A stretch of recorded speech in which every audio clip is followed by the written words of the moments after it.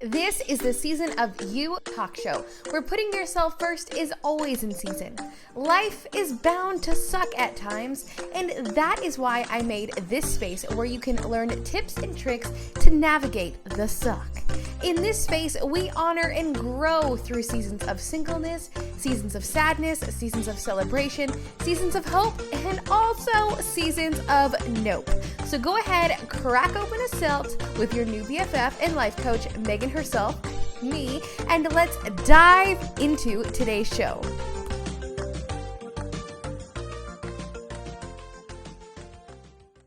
Hello and welcome to this episode of the season of You Talk Show. Today we have a very special guest. If you deal with anxiety, chronic anxiety, life-consuming anxiety, or even mild anxiety, I want you to pay extra special attention to this episode because we have Dr. Shannon Bennett here, and she is what I like to refer to as the anxiety whisperer, but she refers to it as anxiety support, and she has helped hundreds and hundreds of women find freedom from anxiety. So I'm going to go ahead here, stop talking, and just roll the footage of me and Dr. Bennett chatting all things anxiety.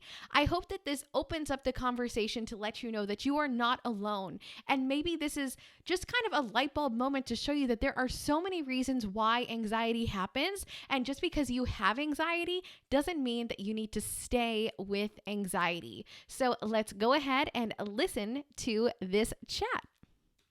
So today we have on Dr. Bennett, and I'm so excited to have you here today. When I actually first met you, you were just going through your traumatic brain injury, and I was trying to reach out, but you actually had to shut down your practice and heal yourself, honestly, from the inside out and start all over. For me to watch you go through that transformation of you, like you said in a recording, you were having 50 panic attacks a day? And that's when I met you. And it's so amazing just to see the work you're doing now at the scale you are doing it, because I think it just gives so much more validation to the work and the help and the women that you touch. And I'll just go ahead here and let you intro yourself a little bit. But I just wanted to say, for me, like someone on the outside, watching your transformation, doing what you help other people with just now at a deeper level, is so amazing to see. So thank you for being here with me today. I know the audience is so grateful. So if you just want to share a little bit about who you are, what you do, and where people can find you. Of course. Thank you. That was just such a sweet thing to say. And thank you for being a part of the journey. I love that I've known you for that long, and it's been awesome to have that journey with you too. So I am Dr. Shannon Bennett, and I am a naturopathic doctor, and I am in sunny Scottsdale, Arizona, where I see one-on-one patients, but I also do telemedicine and educational courses at a distance for anyone in the world. And I primarily focus on the intersection between mental health and women's health. So I really like to dive into what's going on with our brain that's being affected by hormones, it's being affected by our burnout lifestyle, and how that's showing up as specifically anxiety, but also depression and other mood disorders, insomnia, et cetera. Yeah, and I think something, just to kind of do a little football kickoff here, is how much what we put into our bodies, not just like our thoughts, but the actual diet that we have, makes such an impact. I know for me, I recently started doing like healing my metabolism. I read the book by Kate Deering, and my PMDD went away. I was shook. I was like, are we joking? And so I think that just becoming aware and in tune with your body and understanding that there are so many other ways of healing rather than just conventional ways, I think is something that maybe not many people have been introduced to or open to or even brought the topic of. And so that's what I am so excited to chat about here today. Now, when people come to you with anxiety, what does anxiety normally look like? Because I know it can look different in everyone and kind of manifest itself in different ways. So just what are, like, off the cuff, the most common ways? Well, a lot of women come to me and they don't say that they have anxiety. They'll say, I'm just really stressed. I'm just really overwhelmed. I can't sleep. My mind is racing all the time. So they'll describe anxiety, but they don't identify as having anxiety. And I think anxiety is one of those symptoms. It can be a symptom or it can be all the way up to a disorder. Mm-hmm. And I think a lot of people don't want to even identify with it or classify, oh, I have anxiety, just because it's tend to be called more of a negative emotion. But anxiety is a normal human emotion. We should be experiencing it all, like whenever we're in danger or under tremendous amounts of stress. It's really an issue when it becomes chronic or Mm-hmm. it becomes disabling to our life or changing the functioning of our life. So panic attacks, dissociation, or just chronic anxiety that's disrupting sleep and our health and our hormones, et cetera. But usually it's going to show up with, worries that we can't control. So we're just constantly having these intrusive thoughts and these fears and these worries, and it's starting to limit our life. Fast heart rate, shortness of breath, chest pressure or chest pain, sometimes diarrhea, constipation, gut stuff can come up. But it's really just this sensation of fight or flight is going Mm-hmm. off. And it doesn't need to be a full blown panic attack, but there's a signal in your body called anxiety that's saying something's not right here. And it could be, you're in a bad part of town and you need to get out of there. It could Right. be stress in the boardroom at work. It could be that, you don't have enough nutrients in your body to create the thyroid hormone or the neurotransmitters, and your body's signaling we're under stress. This is not okay. So whatever signal that, or whatever area that your body feels danger, it's going to send that signal of anxiety. Yeah, and I think too, it's just so amazing how different it can show up. And like you said, it can be a symptom all the way up to a disorder. And I think the part that really changed my whole life because is when you realize that anxiety is something there to help you, but for me it was just hurting me. And I think it's like any other thing in life. If you have too much of it, eventually it will no longer do its job properly. And so for me, when I had anxiety every single day, all day, I was like, I didn't know there was another option until somebody said, hey, you don't have to be anxiety.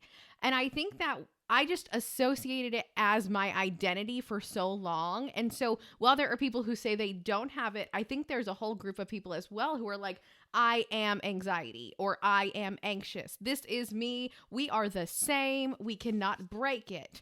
And for me, that was really the largest unlock I've ever had was that I don't need anxiety. Like we are not the same.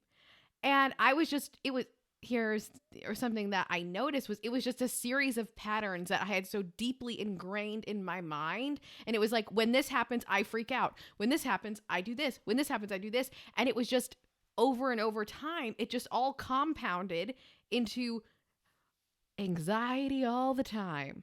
Yeah, a And lot of people they'll say, I'm just an anxious person, or all the women in my family are anxious. We're just mm-hmm. anxious people, or I've been anxious since I was a kid. I'm just anxious as a person. And that is not true. Even if you felt that way since birth, that's not how it has to be. That's just a sign that this has been going on a long time. And I think women in general do this a lot. They're like, "Oh, it's fine. It's just been happening for 7 years. Don't worry about it. I can live with it."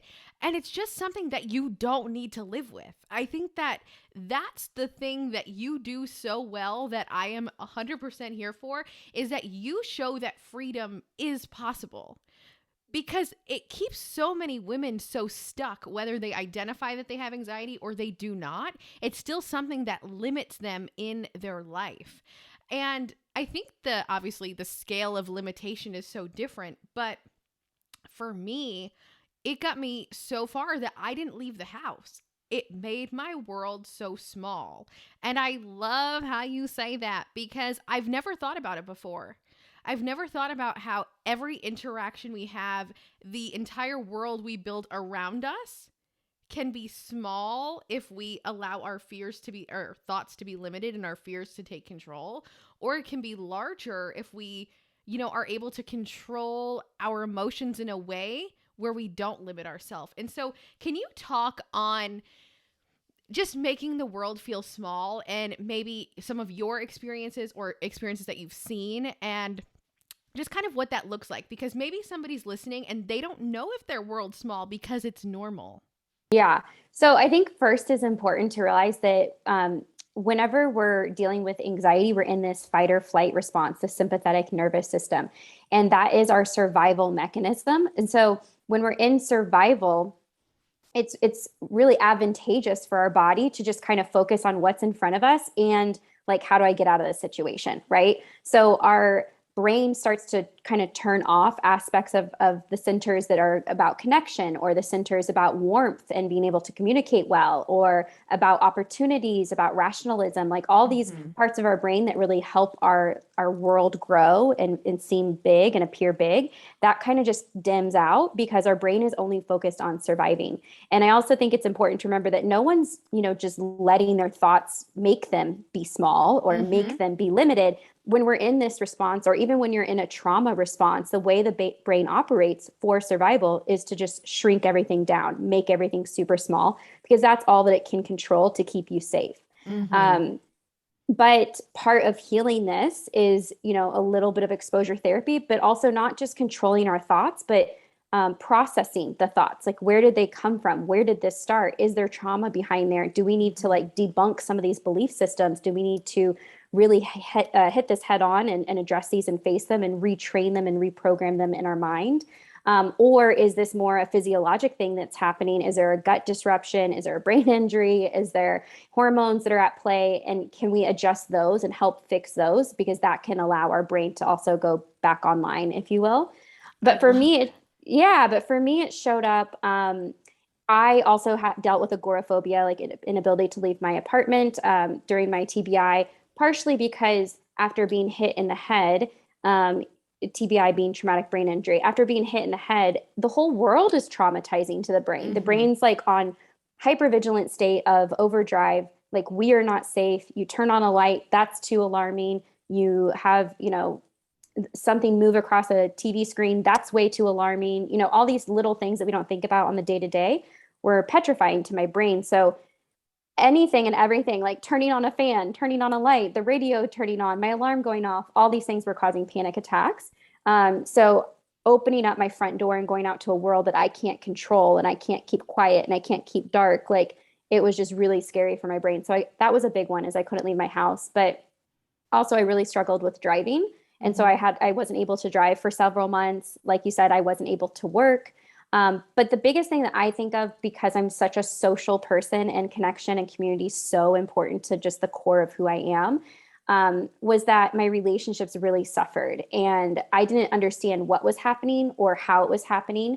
But when we're back in that fight or flight state, your body and your brain aren't really geared for community or for connection, really, like relationship. They call the safe, like when you're not in fight or flight, they call it safety and social, because that's where you feel safe. And they've done a lot of research on people who are involved in gangs, and they're in this survival mechanism, fight or flight, all the time. And you can see that people who are gang members, they'll kind of huddle together and they'll look down. They won't make eye contact, and they'll just kind of be in a circle together, not making any eye contact, not looking up and around them, and kind of like for protection, be in this huddled circle. And they also know that when we're in this survival fight or flight, the parts of our ears that can hear like higher pitches and lower pitches is really attuned for that, because it's like screeching someone's dying, or lower pitches like something bad's happening, like a herd of animals coming down the mountain. But the middle sound, which is just like our voices, our ears aren't quite picking up on that. So if somebody's like going through trauma, they're going through a really intense anxiety moment, like that middle tone, their ears just aren't picking it up. So they're not like communicating well. They're That not is making a fact. yeah. So they're not like making eye contact with people either. You're not using all the different fields of your vision. You're kind of in this tunnel vision. So if we're in that fight or flight, our brain is literally not set up for communication, communion, but also like relationship. And so my world felt really small in that I became incredibly socially awkward. And I love being social. I've always been a social butterfly. That is not something I had ever experienced before. And also I was crying at the drop of the hat. I was having panic attacks. So I just couldn't go to events. I couldn't go be around people. I couldn't leave my house. But even if people were to come to me, I couldn't connect. I couldn't feel like they could see me, or like they were there with me, or that I was being protected. So it was this it was the depths of despair for me. It was this very isolating and distraught devastating experience, even though, I did have people who cared about me and were trying to be there for me, the brain wasn't quite allowing that. So there's a lot of different ways that the small, like your world shrinking in on you can show up. Yeah, I think just even if anybody's listening and maybe they don't understand why this is happening, because I know for me, like when you are in the fight or flight mode and you are like maybe you're super depressed or you're super anxious and people are trying to reach out and just, it's just missing, right? And even if you're in a room with people, you still feel so alone. And maybe it's because, you're just hearing different things. You're focusing on different things. For me, I just couldn't stay present ever. I was always like out somewhere else because I never had peace inside me because I was always looking for it everywhere else.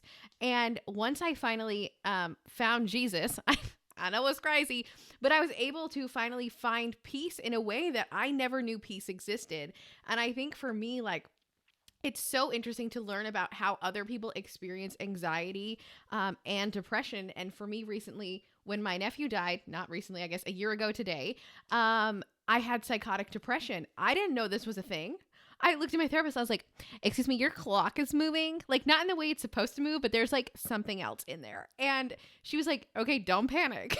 Just go to sleep. And I was like, yes, okay. I didn't even know I was depressed, but sweet. Awesome. And so things show up so differently. And I think that if you are not aware and you just push them down and push them down, or you're afraid to talk about them, they're just going to get worse. And so when it comes to identifying a pattern, because again, I think that when these things come up, it's just the repeat of a pattern. And you say this thing where it's like 2 steps forward in your healing journey and 1 step back. And for me, I think the pattern recognition has been so important to the healing journey I have been on. And because when I see something start to go a little funky, I'm like, okay, we got to reel it back in. I always joke that my logical brain has been on vacation for the past 27 years. And now she's finally coming back. Like, she's off of vacation because I need my logical brain to keep me in check. And I never had that. And so it just doesn't fire, if that makes sense. It's just like sleeping. It's like, I think the roof of my house is going to fly off. It's not going anywhere, okay? Like, it's literally not going anywhere, so I have to turn on my logical brain. And that's a pattern I've had to break because normally I would just sit there and just think about it over and over and over. So if anybody is just trying to identify maybe a new pattern or a pattern that they have, what are some ways that you recommend tracking those patterns or identifying those? Okay, you said a lot there. Oh, sorry. Yeah. So I just want to go back and address some of the things you talked about because we kind of hopped from a few things. The first thing you talked about was suppression.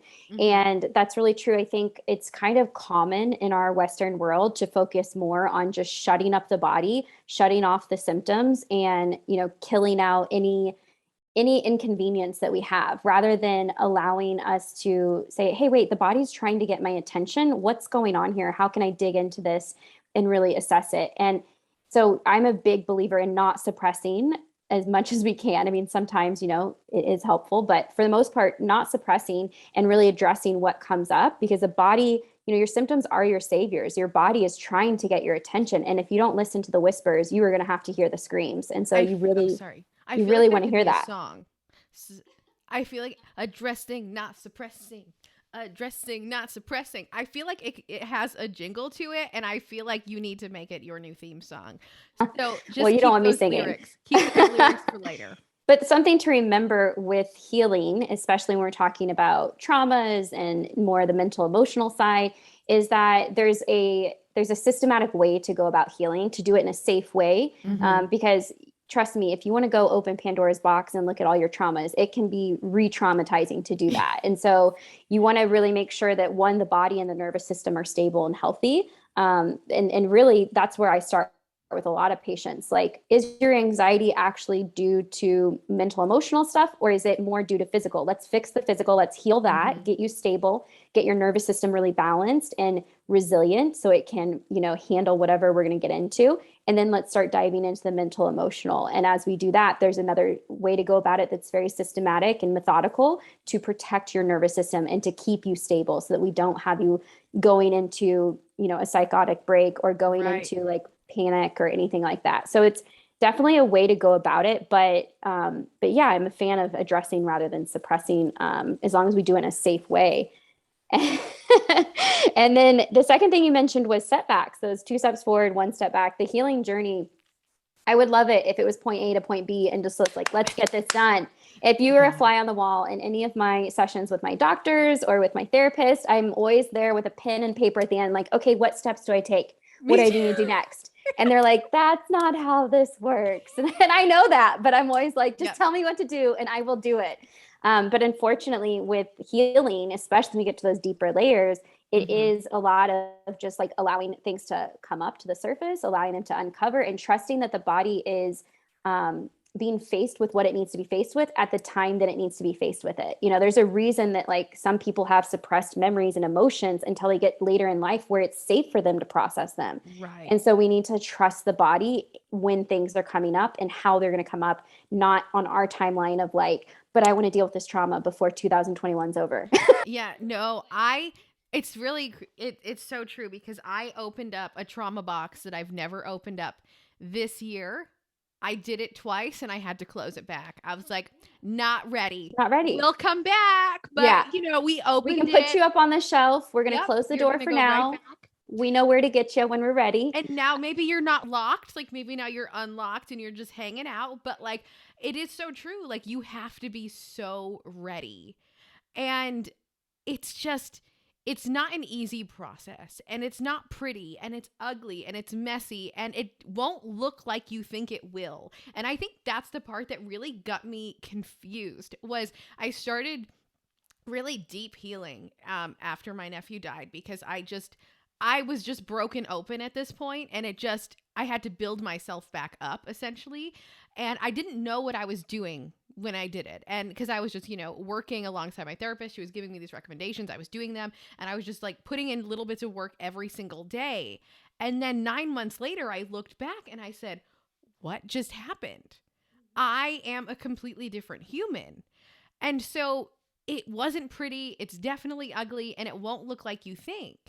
And so if you are trying to heal or you are trying to just explore this new possibility, like the land of possibility, just because somebody else has found that land and got the admission ticket, yours is still in the mail. It's coming. It just might look different. And so that's, I think, too, is having no expectations around your healing is so important.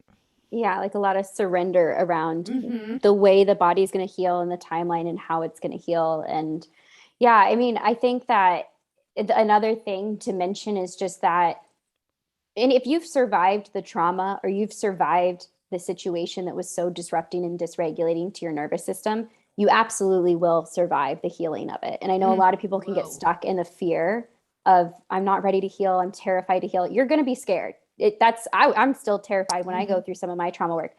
But when your body and your brain and your psyche are bringing it to you, you're probably ready. And if you have a guide and like either a therapist or a doctor who knows how to keep you regulated through it, you're going to be okay. And it's scary, but you've survived it already. You just are now going to heal it. Wow. That is whoa. If you've survived the trauma, you can survive the healing. Like you can, like that to me, I've never thought about it like that, but boy, is it true. And I think we give the trauma a lot of power by not looking at it. And I think that the second you look at it and you realize what you just said is that you're going to be okay. It's not going to be fun. It's not going to be pretty, but when you come out the other end, you're going to be so grateful that you did. And that's the part about healing that, like, I don't know if there's like, it's like I said, it's not fun. It's not pretty, but your end result, like, is going to be better than where you are at now. Yeah. And we talked about how, trauma and anxiety and all these things can really shrink your world and make it really small. And there's just a depth that you're not able to go to because of trauma sometimes, or there's triggers that are happening that you don't understand where they're coming from, or your perceptions where they're coming from because they're, steeped in trauma. When we heal that, it infiltrates every aspect of your life. It infiltrates your perception, your relationships. You're able to go so much deeper in your own self-worth, sense of self, self-love, your relationships, your ability to love others. There's just so much more that you're able to do. And like the sweetness of life is really on the other side of healing that trauma. And so, yes, it can be scary, but it is worth the messiness. And I've never heard anyone think that it wasn't. But the other thing that you had mentioned before was how you have this logical part of your brain that seems like it just came back online. So the prefrontal cortex, the right behind your forehead, the front part of your brain, this is where we have rationality. This is where we can make decisions. This is where a lot of our logical mind is.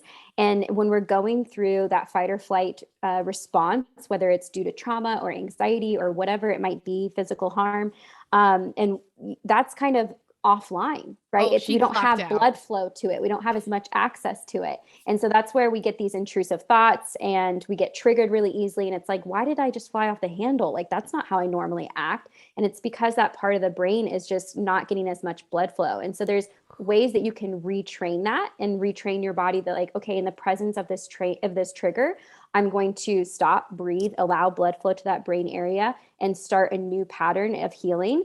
So that I can access my rationality, so that I can access decision making. And if you're not sure when you're being triggered, because I know a lot of people at the beginning of their healing journey, they're like, I'm not triggered. What? If you're ever noticing that there's a phrase that they say in the psychology world, that if you're ever noticing that you're hysterical about something, there's likely something of history there. So if you're in hysterics, there's history there. So if there's something that's triggering you, there's something in your childhood or something in the past that's being pulled up. And so that's where we want to dig into, whether it's a big T trauma, little T trauma, like that's where we can start looking. Yeah, that is amazing. My logical brain, it just clocked out. And so now I think of it like reps in the gym. Every time she clocks out, I'm like, oh no, we clock him back in, baby. Okay, if I think this is going to happen, what logically can happen? Okay, so my roof isn't going to fly off. If my car is flying off the ground, then maybe I need to be concerned. Okay, like my car and my roof, they're both pretty heavy. If that bitch ain't flying away, my roof's fine. And I know this sounds so funny, but I literally was petrified for months that my roof was going to fly off. Like, and I think it's funny because some people will be like, never would I think that. But like, it's a real concern. And I think anxiety presents itself in such interesting, funny ways. And you were saying intrusive thoughts, and I don't know if you have any thoughts on this, but I would love to know. I can dream up awful situations in the drop of a hat and visually see them and understand all of the bad things that are going to happen to me. But when it comes to creating good, positive thoughts, my brain's like, here's a blank piece of paper. Truly, it's like I'll leave the house and I'll be like, did I close the window? Because if not, Cove's going to fall out the window. My dog never goes near the window upstairs. He's not going to fall out the window. But it's just crazy how, again, it's probably a pattern that I can so easily identify and create awful situations that will never happen. But when it comes to creating logical, practical, happy situations, there's nothing. Yeah. So our brain is really interesting in that it's kind of lazy. It wants to do the easiest thing possible. It wants the most efficient, easiest pathway possible. And so our neuronal networks, so the different neurons in our brain and how they communicate with our organs or even with our thoughts, they are looking for that easiest route. And the more often you think something, the more lubricated that route gets, the easier it gets. And so I think of these pathways in my brain like super highways that are paved and have like fancy lights on them. You know where the exits are. You're going like, I don't know, the Autobahn, like 95 miles per hour, whatever. There's super highways that are super efficient. And my brain wants those because it wants to get where it needs to go as quick as possible. Right.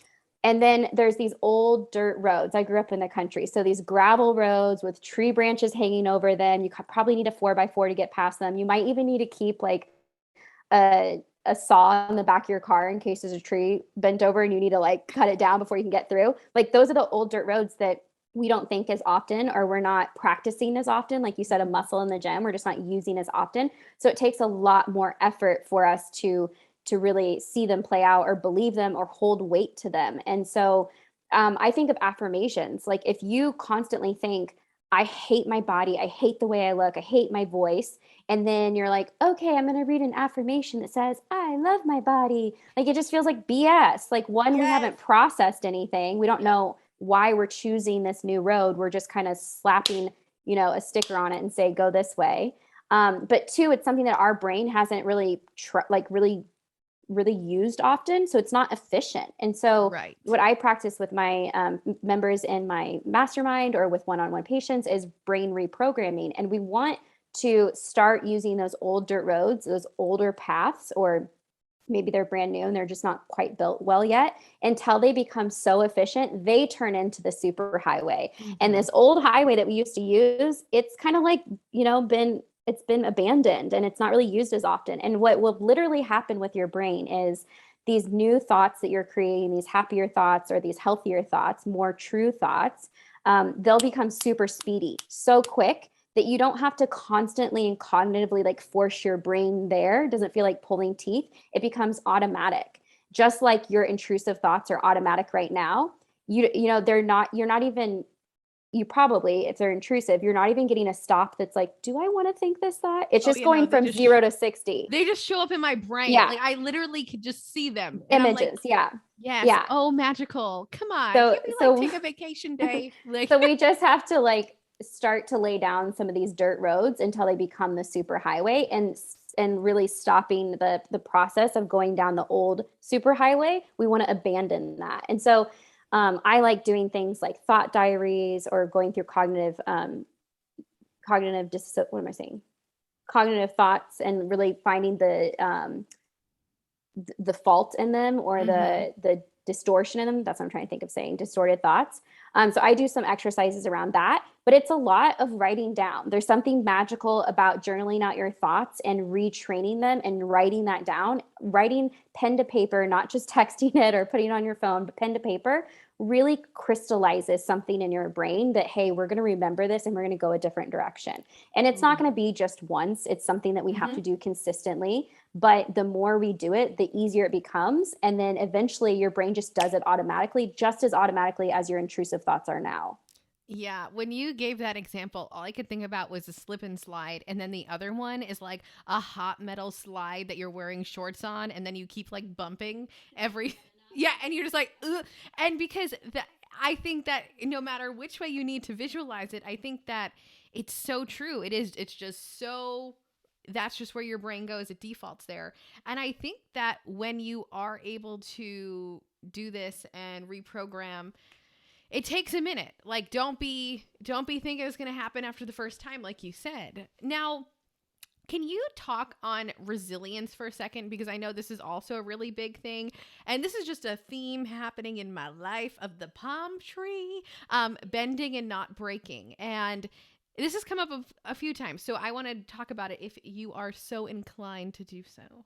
Yeah, for sure. Resiliency is my main goal with everyone I see. That's like naturopathic medicine. That's one of the main things we're looking for is we want your body to be resilient, and we want your mind, your spirit, your soul to be resilient, because life is going to throw us curveballs. We are going to get exposed to toxins. We are going to eat things that are not healthy for us. Like that's just part of life. And so how can we build our bodies to be more resilient to withstand these exposures? And so resiliency just really means, not everyone has heard that term, but what it means to be resilient is to have this like bounce back, to be able Mm-hmm. to regain your original shape and form and function after, an obstacle or an injury or what have you. And so a really good example of that is palm trees. I'm in Arizona, so I see palm trees all over, and we have monsoons out here. So we have these massive winds and these rainstorms that come, and you'll see these palm trees, these tall, skinny trees that you think would just break like a toothpick, but they just sway with the wind, and they're touching the ground. Like, why are they not breaking?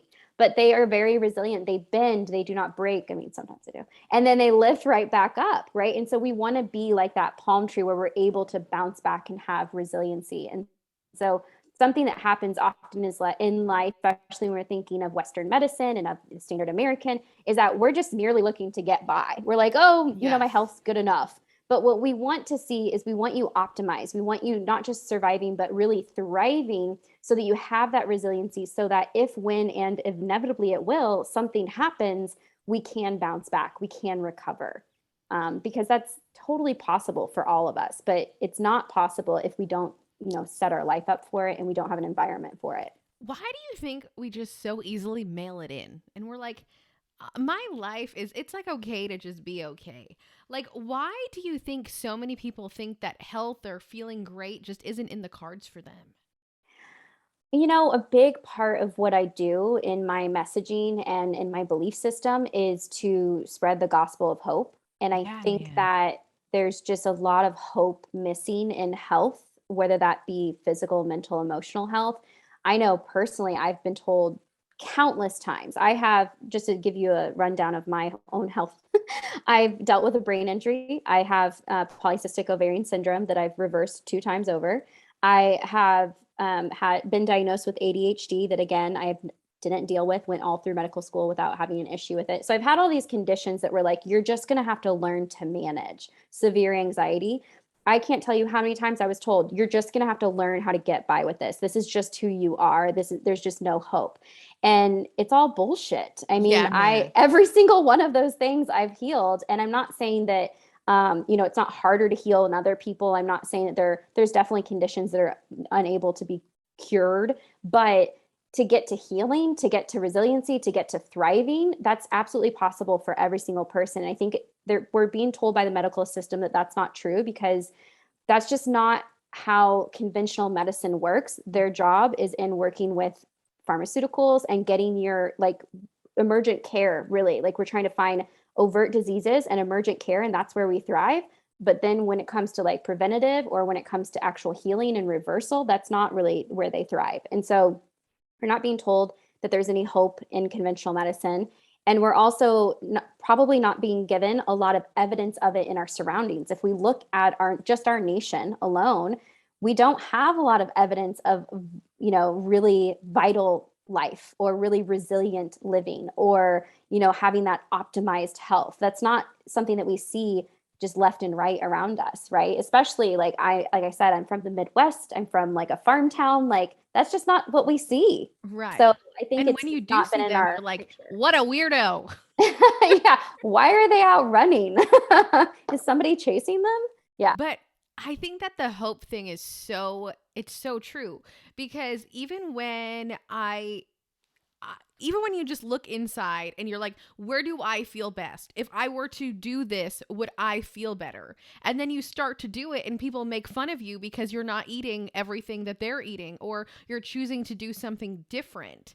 And I can't tell you, like, I have felt so great just by changing a few things and by making sure I stay hydrated, like not just with water, but with a hydration supplement. I haven't had headaches in almost a month and a half. It's like, what are the little tweaks that you can add to your life that make such a large difference? And if anyone tells you that you're a weirdo, it's fine because you at least are a vibrant weirdo, okay? But I think that the hope thing, it's so lost because we're all just okay with being okay and just surviving that it ain't it. And I want to talk about how when we do kind of take part, I guess they both work, in this average American lifestyle, our body is not meant to, it's like a tree, it will die. Like it's not really meant to thrive. Whereas if you give it what it needs, you can create an environment in yourself. Like I think the part I'm trying to get is how the heck do we miss that we are a whole ass environment for healing and becoming amazing, but nobody knows? Like that blows my mind. I think people are waking up to it. I think people are starting to understand that. But I know whenever I started getting into mental health and natural healing, I read a couple books about nutrients and how they impact your brain health and your mood. And I literally thought a entire pizza to myself, that was all the food groups, right? We got our cheese, we got our tomatoes with the sauce, we have our Amen. carbs with it. Like to me, that made sense. Like I didn't know anything about nutrition or health or how nutrients impact us. So, and that was back in like the, I think 2000 or something. So you know, that back then I was just learning it, but I know at that time there was already people usually on the coast that kind of already had these more healthier lifestyle. Mm-hmm. Colorado, you know, people are pretty aware in different communities, but even now in Missouri, where I'm from, people are getting aware of these things. But I think again, you don't know what you don't know. I think Right. once you go through healing, once you start on your health journey, once you start to feel really good and energized, there's this like wake up call, like what have I been doing? And you get this feeling of I want to tell everyone, like why aren't you eating blueberries? Why aren't you, like you just have this new awareness. And I think people just don't know what they don't know until Mm-hmm. that point. And it's not something that's being told again through our medical system. And it's not something that's being told, in our friends and family, if that's something that they also don't know. They only have the capacity to help us as much as they've already helped themselves. And so that's like a big deal when you're going through your healing journey. It's not just about you. You're having this huge ripple effect on everyone in your life, your kids, everyone that comes after you. Yeah, I mean, that's honestly, now that you bring that up, that's the whole reason I wanted to heal my generational trauma, is because when I pop out a child, I would like them to not also have my trauma. And that's really the reason why I started, which, might be weird because people are like, Megan, you single as a Pringle and you're not having a baby anytime soon, but I don't know how long it's going to take. Okay. Like there's no better time to start than now. And so I think that, again, this was just a great conversation about opening up the topic of anxiety. It's a very dark topic if you don't openly talk about it, because again, a lot of people might not identify that they even have it, while there's other people who have been slapped the label on that is who they are. So just a whole wide end of the spectrum. I think And the thing I would want people to know if they're struggling with anxiety, and this all sounds very new to them, is I would want them to know that likely your anxiety is not just that you're an anxious person and you're stuck with it for life. I've actually never seen that to be true. What's likely going on is that there is physiologic root causes. So there's things that are at play, whether that be your hormones, your gut health, your even your thyroid health is a huge impact into anxiety. Big one is our nutrition, not just our gut health, but like, are you eating enough? Most women are not eating enough. Are you having balanced blood sugar? Are you hydrated? Whatever physiologically is going on probably started this or has played a big contributing factor. And that's a good place to start. And as we're doing that, of course, we need to address our thoughts. Of course, we need to start doing brain reprogramming.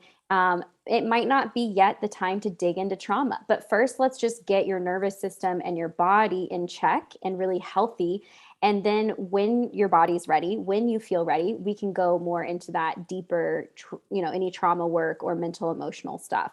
I think that medicine as it is right now with mental health is really doing it backwards. They're super focused on just the brain, no focus on the body, and have a bias to the neurotransmitter theory that there's one or two neurotransmitters that are just off and you have a chemical imbalance. But it's important to know that that's just a theory and it's actually been disproven a million times. And most of your neurotransmitters are made in your gut. So we really need to look at the physical body and not just have this focus on playing, Tetris with your neurotransmitters and trying to figure out which ones need to be raised, which ones need to be lowered, but really just balancing your entire whole system and bringing your body to health. And that we're going to see a lot more movement with anxiety improving, depression improving, just overall happiness. Your sleep is going to be better if we focus on that first.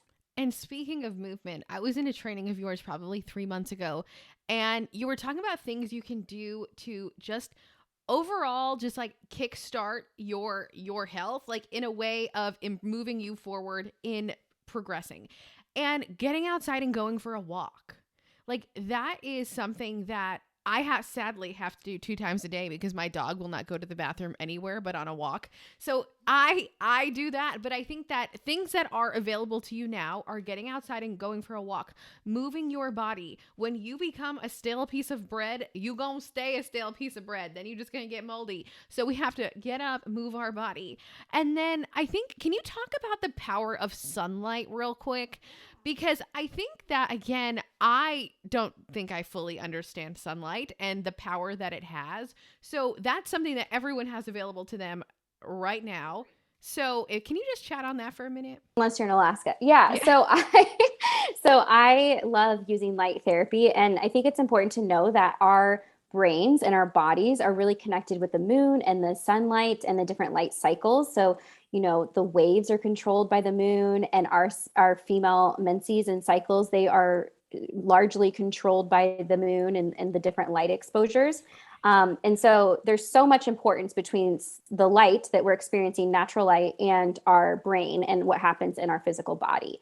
And so one way that we can start to heal is really to get honed in and correcting our circadian rhythm. So getting up with the sun and going to, and like turning off all your screens, turning off blue light, reading a boring book whenever the sun goes down, like all these things to kind of turn down the brain and let it be aware of, hey, this is nighttime. So something that I do is I don't get up whenever the sun rises in the summer. Let me tell you, it is way too early for me. But I do get up a lot earlier in the summer. And as soon as I wake up, I will either go for a walk outside, which I just love to do, but also I want my eyeballs to see the sun. So I try not to wear my glasses for the first 5 to 10 minutes and just get my eyes exposed to the sun, because then it's going to communicate to my brain, hey, it's time to raise our cortisol, which we want high first thing in the morning, and gets us out of bed, makes us feel energized. It has an immune response and job to do in the morning. And it also tells our melatonin to start to go down. And we need that so that our energy is up and so that we have enough melatonin at nighttime. So we want it a little depleted in the morning. And what I also do at night is around 7:30, I turn off all screens. I read a super boring book by my bed, and I turn off all of my overhead lights. So I only use like table lamps. If you think back to before electricity, we just had candlelight, right? So Right. we want to think back to what's natural to our body. And that's one of the best ways to reset your circadian rhythm and to really help protect your brain and help to just kind of make sure all the hormones and things are firing on the timelines that they should. And I hate to say that I don't have a great suggestion for people who are night workers. But we know that that's one of our best studies is watching night workers and how their brains are affected by the shifting of light. And so we can strategically use light to heal us as well. Now, if you live somewhere that is cold like me, do you have any recommendations for a light lamp, or is that Yeah. not So as effective? you can still get outside when it's cold. So you No, can well, still I do mean, that. okay, the sun And hasn't shined here in okay, if 4 days. it's a sun exposure thing more than I guess you should say yeah, that. yeah. So you can definitely do a happy light. So I like the Verilux brand happy lights. They definitely have a big impact. I don't know that it's going to completely replace anything. So you want to be very good about when the sun does come up, even if it's overcast and it's cloudy, like your eyes are still getting that light exposure. And so just getting outside and getting your eyes exposed to it. Here in Arizona, where it's incredibly sunny all the time, I have a lot of patients when they're in burnout, they just literally can't even go for a walk in the mornings. I have them just sit in front of the sun in their window, and that's totally fine too. So there's different ways that you can alter it to help work for you, but there are extenuating circumstances like night shift workers or if you live in Alaska. But yes, those happy lights can be helpful. So that's very interesting you say about the eyeballs, because I was on a really big sunlight kick for a minute, and never once did they mention that your eyeballs had to be exposed. So that's really Yeah, it's interesting. the retina of your eye. So the light comes in through the retina of your eye, and then it goes and speaks to this SCM in your brain, and then it goes on to leave other. So my body isn't one giant solar panel that just tells it, okay, that makes a lot of sense. Okay. I mean, I really just thought I was a human solar panel and then I would I mean, just you feel are. We are all solarly operating, but that for makes different sense to reasons. trigger that it's morning. Okay. Yeah. Because I'm thinking that I do need to get a light so I can use it right when I wake up and start any morning routine. But I'll still also go Yeah. outside because I still have to go outside twice a day. to walk my dog. Yeah. But again, for me, it's just not consistent enough now in the winter. It is, who knows when it's going to come up. And so Yeah. I think that for me, I've really been wanting to try to experiment with the light and with normal sunlight, but I had no idea about my eyeballs. So this is a great, so happy we had this conversation. Yeah. Yeah. I mean, Um, it's dependent on what you're trying to gain from the sun. So obviously, if we're really focusing on vitamin D, which is super important in those seasonal depression times, we want sun exposure. So I have a friend who her family's up in Flagstaff, which is like Colorado temperatures, mhm. and her grandpa was really vitamin D deficient, and dead of winter he would get outside in his swim trunks, t-shirt off, and just lay out in the sun in snow all around him, but he needed his as much skin as possible to get exposed to sunlight for that vitamin D support.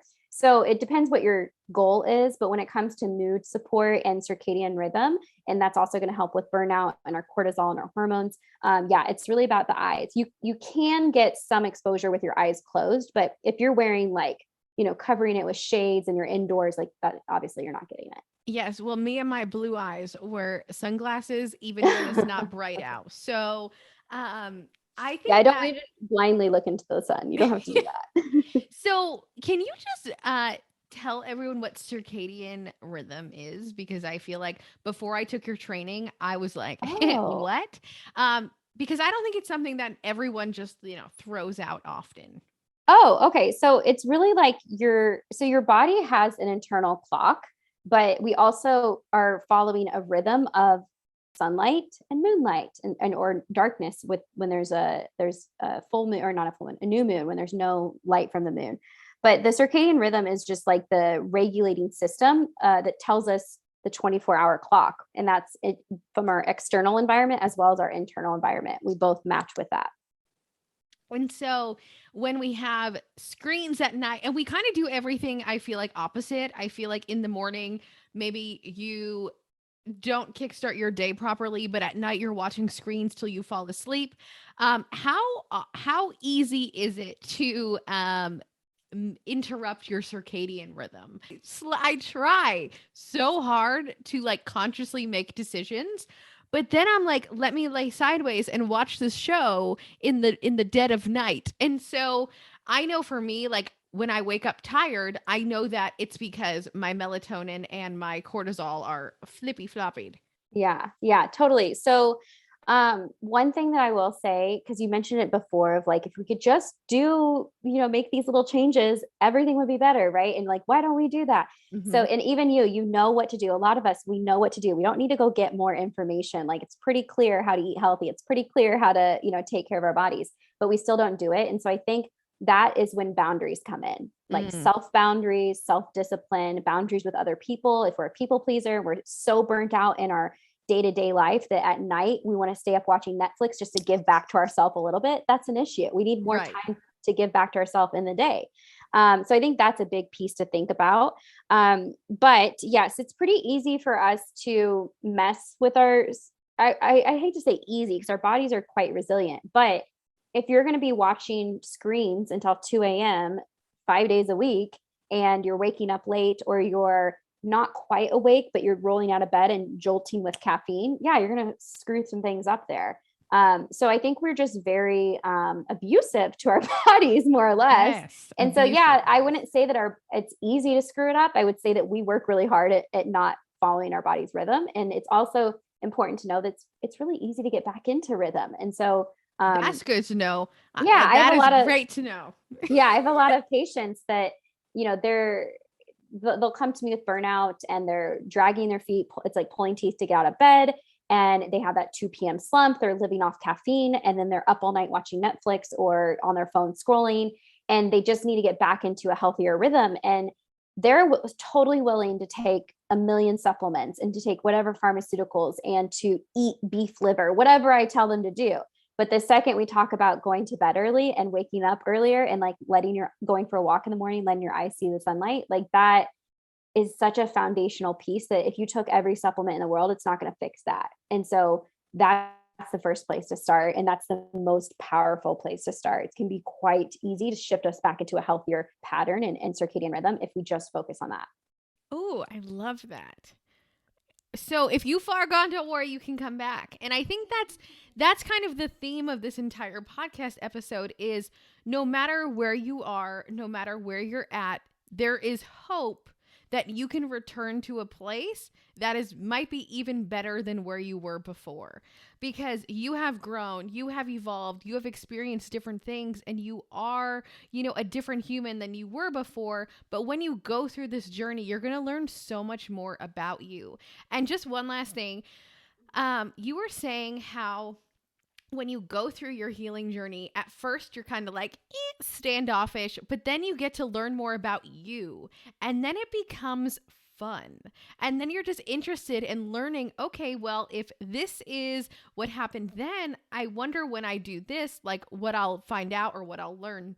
So when it comes to kind of the process of kind of self-discovery, what has been maybe the most interesting thing you have discovered or you've seen someone discover about themselves throughout their journey? I mean, that's a pretty big question, but I can tell you that it depends a lot on the person, their personality, their attitude, their mindset going into this process. I didn't know this until I healed my TBI, but I have big perfectionistic tendencies. And I knew this since birth. I'm very stubborn and I can be really hard on myself. And so those things combined as I've been healing, not just this time, but previous times in my life when I've gone through healing journeys and working through trauma, is that it gets to be fun. It gets to be something that's kind of exciting. But if you're like me, there might be a few phases before that where it's not quite so fun. And so for me, especially with the thoughts, and I'm like working on a new thought, I'm like training this dirt road to become a super highway, right? And it's really hard. And what I notice is it'll initially happen, whatever the event trigger thought is, and I'll react, freak out, be a major bitch. And then I'll come home, be upset, maybe process with my counselor, or maybe I haven't even realized it was me. And I'll talk to my counselor and she'll be like, "Hey girl, check yourself." Yeah, and then I'm like, "Damn it." And I get upset and I'm dogging on myself and I'm judging myself and kicking myself in the ass. And then the next time it comes up again, I'm like, I might still react the same way, but I get home and I'm like, "Ooh, I did that thing. Oh, interesting." And then the next time it might happen again. And maybe I don't react this time. Maybe I pause and I say, "Wait, do I want to act the same way, like little bitch, like I did before?" And I might say, "Hell yeah, I do. I'm still angry." Yeah. But it's this small shift. And then eventually it gets to the point of this trigger happens and I feel the emotion. I respect the emotion. I don't expect myself to be a robot. I'm like, Right. okay, I'm feeling some emotions. I'm going to validate that within myself. And then I get to choose, how do I want to move forward? How do I want to address this situation? Do I want to address it at all and react or at all? And then I get to go home and figure out, okay, do I need to process these thoughts? Do I need to process what just happened? Or am I good? Is it no sweat off my back? And so it gets to be this journey that's constantly unfolding. We don't get to show up as a perfectionist in it. It's sorry, you're just not going to be perfect your first time. You're a beginner. You're retraining your brain. And so to me, that's the fun part, especially when you stop kicking yourself in your ass, you stop judging yourself, and you start to surrender to the process. And you get to, like, I have a good group of girlfriends where we're all on our healing journeys. And I actually just talked to one the other day and I was like, "I'm so proud of myself. I didn't freak out." And it's just like hilarious to me that we get to celebrate these moments where we're just overcoming triggers and we're overcoming old thought patterns and old belief systems that just aren't true, overcoming anxiety lies, and really celebrate it. And you get to be curious, like, "Oh, weird. That trigger came up. Oh, that intrusive thought came back. I wonder where that's coming from." And it gets exciting to just start uncovering these pieces of yourself that you might have never had connection to before. Yes, that was me when I first realized that I didn't have to have anxiety. And I think you said a word there and you said I get to choose. And I think that right there is something that once you get to that point, it just changes your whole life. when you realize that you get to choose how you react, how you take that in, how you process it, it's completely different. And I am just so grateful that you came on today and shared all of this knowledge with the audience and with me. And I'm just have been a fan of you from the very beginning. And I'm so grateful that we get to be here today and just to share all of this lovely goodness with the audience. So thank you so, so much for telling everyone that there is hope and eventually they get to choose and they are not stuck in where they are. So I think, again, what you have brought here today is just showing people freedom. And I think that's a word that is not introduced enough, is the freedom that you can reclaim in your life, whether it's freedom from anxiety and also freeing yourself to be who you are. And so can you just share a little bit how people can work with you or what working with you can look like? Because after this conversation, I know some people might be knocking down your door because some people may have never been told this before or shown this possibility or this option. So let us know how they can work with you. Yeah, so I have a mastermind named Anxiety Freedom Mastermind, AFM. So we run this 8-week group coaching program where we go through all the root causes of anxiety and really just master them. And throughout the program, we have support group style weekly calls. And I love it. And we've had massive success with it. And the beautiful thing is, all the healing that you're doing is stuff that you can easily access at home. It's not something that you need to come see me one-on-one with. So that is the primary way that I help people. And we actually are launching our next cohort January 17th.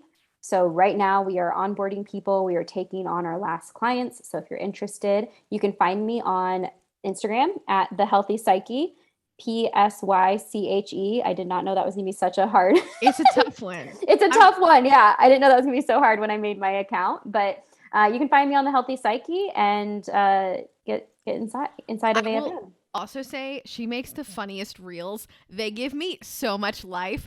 I go to her account just to watch the reels. So if you want to go discover more about the topics that we chatted about today, make sure you check out her Instagram at The Healthy Psyche. She has the best reels.